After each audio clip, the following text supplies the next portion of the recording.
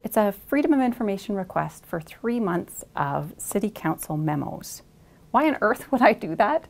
Well, I kept sitting at the back of City Council chambers or in committee, and there'd be a great dialogue happening, and a councillor would ask a great question, and the administration would say, I don't have that information.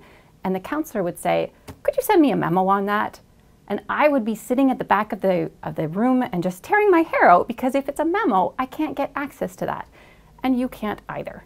So I put in a Freedom of Information request for 3 months worth, and I got tons of interesting stuff.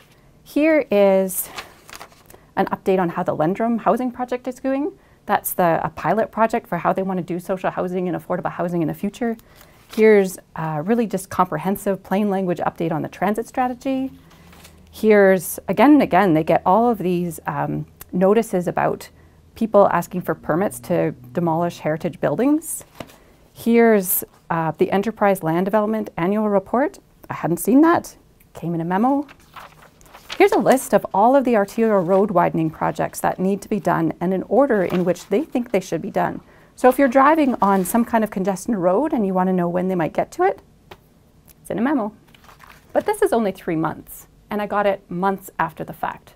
So I put in another request. I asked for an ongoing request, which is more expensive, but it's worth it.